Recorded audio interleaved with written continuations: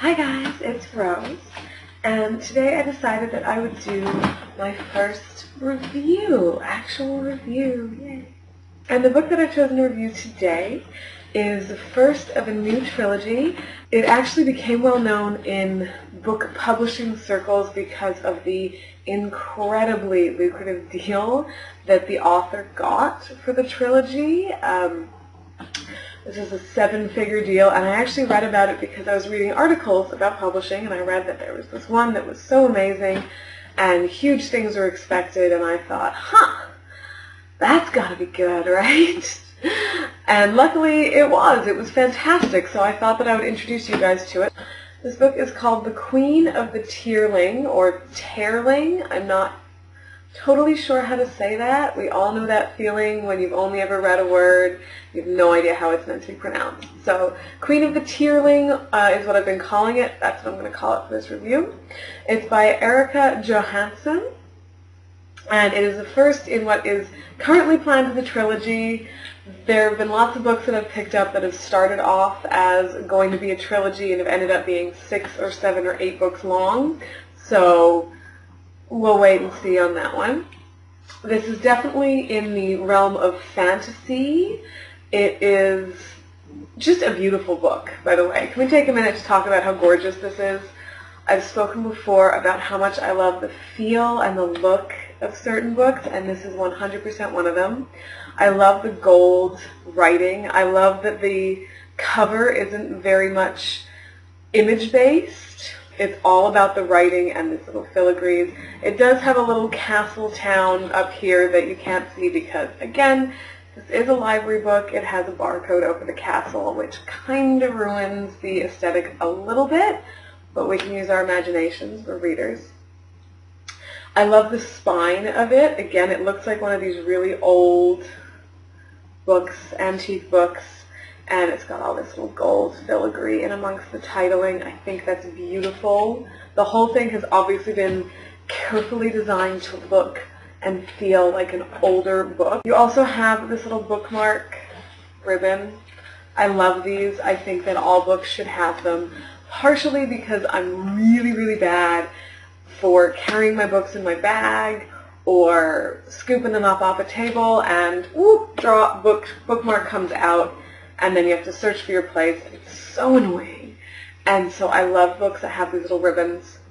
You can't obviously see it on camera, but they're very thick pages.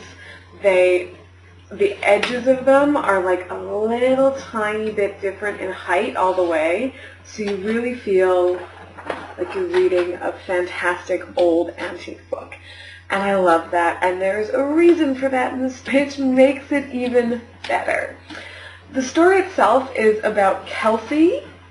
Again, I think this is how we're pronouncing it. Kelsey, who is a young girl who is princess. Don't we all love princess stories? Who is a princess who's been raised away from her kingdom after the death of her mother, the queen, because of various political situations going on, war, etc. It starts on the day of her 19th birthday when she will be taking the throne of the Tearling, and it's her journey from the house where she was living to the palace. It is a physical journey. It is a physical journey from there to coronation, but way more importantly, it is also obviously a bit of a mental journey. She learns a lot of things about her family, her history, the history of the kingdom that she didn't know, she was never taught. That's what makes it a mystery for the reader as well, as you're having the same wonderings as her. You're going, well, what the hell is going on with this? What's this situation? What's that situation? Why are these people doing this? Why does everyone want to kill me? And that makes it a really, really good book, really interesting book. We also have various other very well-written players. We have the sort of queen witch of the neighboring country. We have her competition, which is her family who has been standing regent for the throne. It's got all the elements of those sort of fantasy Game of Thrones-y type books where everyone's kind of battling to take over.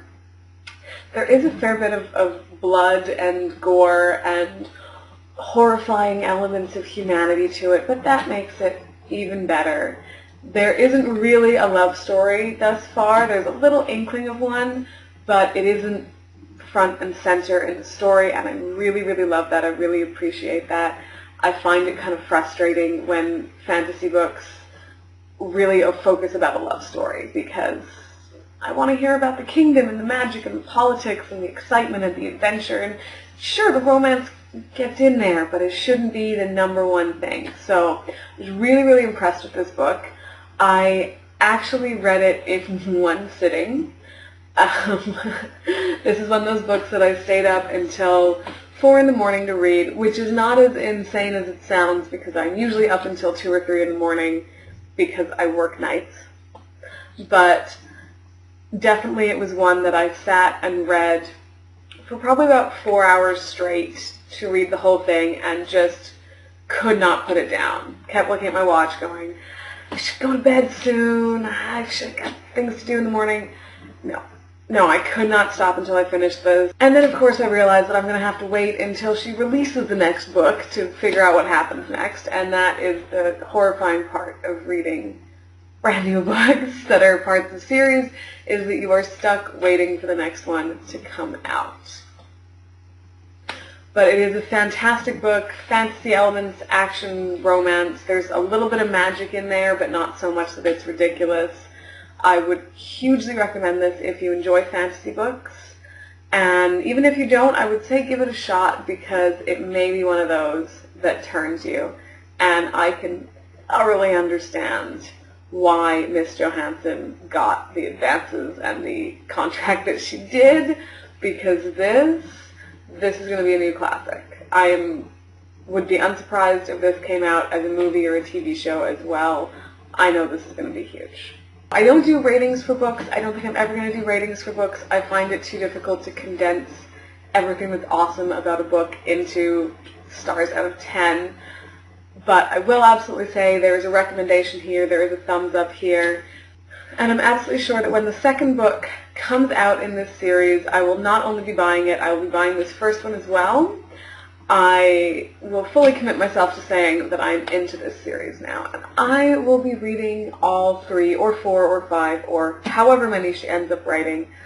I will be reading them, because this is a great book. And that's why I wanted to do my first review on it, because I wanted to do it on a book that I absolutely loved and that was kind of new and that I wanted to recommend to people. So rush yourselves out there, add this to your to-be-read shelves.